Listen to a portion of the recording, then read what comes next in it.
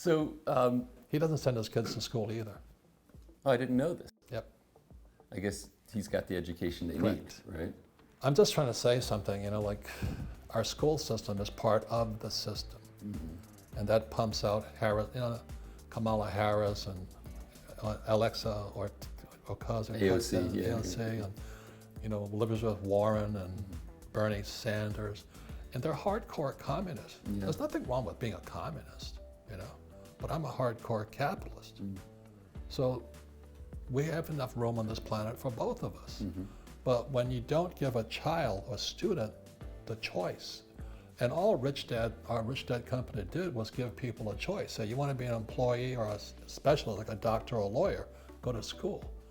You want to be rich, like what do you call Zuckerberg or a Jobs, and be like a Buffett or a Soros, Rich Dad. We're the 5%, and that's all we cater to. Yeah. And we're not very popular with the school teachers. You got that right for sure. Correct. Yeah. That's my poor dad. They're good people. Don't get me wrong, I'm just saying these are your choices here. And freedom is about choice. But we're not given those choices in school. Well, what's interesting, because I think to me in the end, because you talk about, like you said, your dad, skilled academic, right? And Brilliant. And probably a beautiful soul and caring and et cetera, Yes. has a purpose in life and wants to leave the world a better place. So the intentions are all proper, but there's also, I think, in that academic sector, this sort of disdain for the quote-unquote profiteers, the entrepreneurs. Entrepreneur was almost a bad word when I went to school. It's still a bad word. Yeah. So it starts to, I think, translate, at least for me, that this starts to become sort of this spiritual issue, right? That I believe that for the people who were indoctrinated in the system, get out and they're working and they're taxed and they're all these things go on, that I think it has some sort of adverse impact on the human spirit. It's not just a monetary issue. Correct. There's 4 different types of intelligences.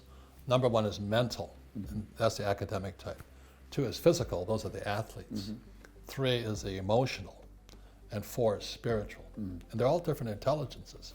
So the combination of those 4 makes up the human being. So for me, what gives me the advantage is emotional intelligence.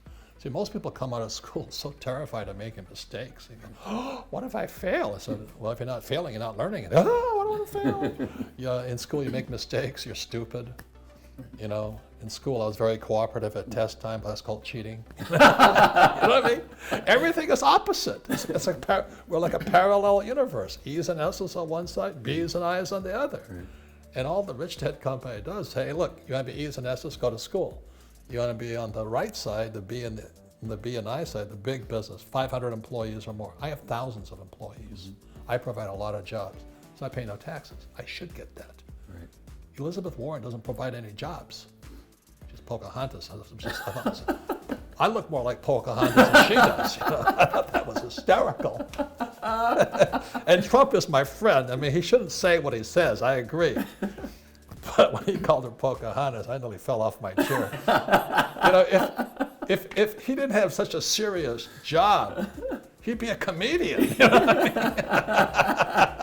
I mean, it's nothing but a bad reality show called Our Government.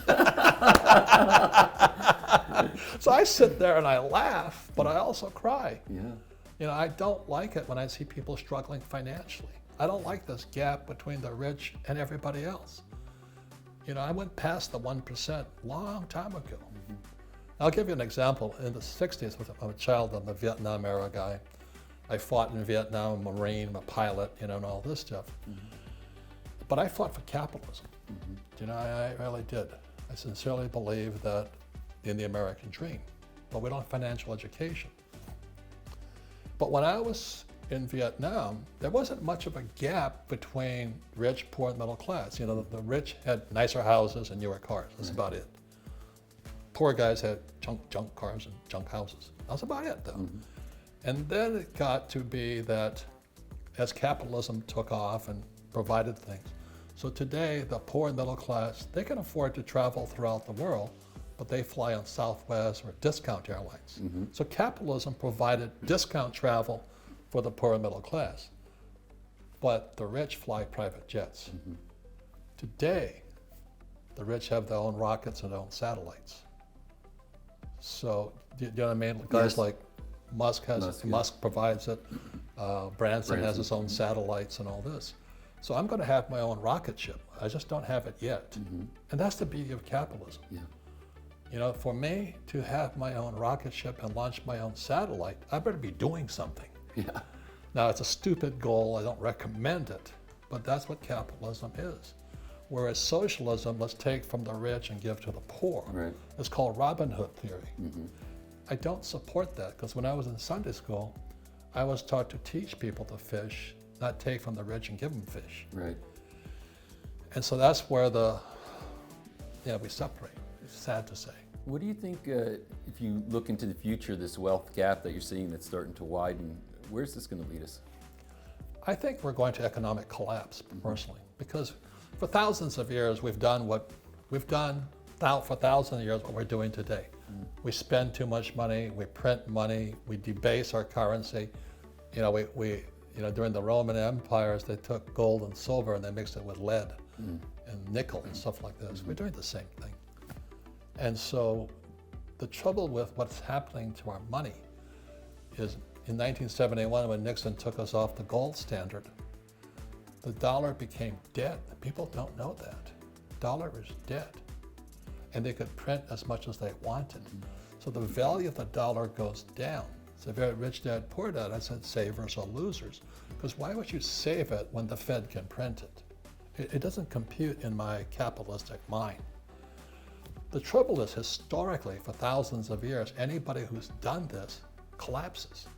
So the Roman Empire collapsed, the Chinese government collapsed, and we're doing the same thing. We just don't live long enough to know it. So we're pretty close right now. We just can't keep printing money and giving people money for free and think that it'll survive. And the trouble is, it's now a global problem. You know, we have the central banks of like European, Japanese, Chinese, everybody's central banks today, and we're printing money.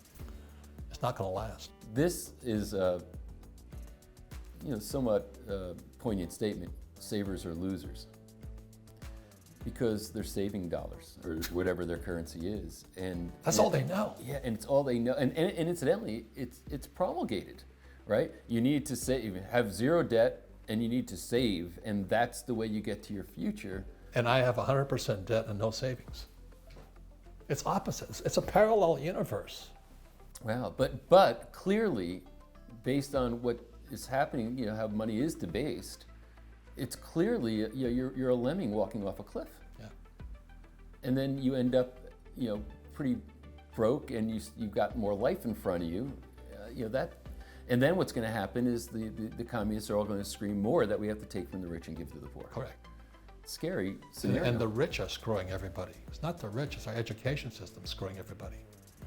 That's the problem. See, I'm a child of the 60s. I remember this quarter came up and had a copper tinge around it. I remember 1964. this. Yeah.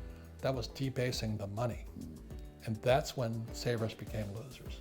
Thanks so much for being here and watching that video. And can I ask you to please subscribe to our channel so you can find out when we're posting new content. You'll be alerted right away when we do. To share this with people you think might benefit from the information, and certainly it helps us if you like the video. So if you like what you just saw, go ahead and hit that like button. And again, thank you so much for being here with me right now.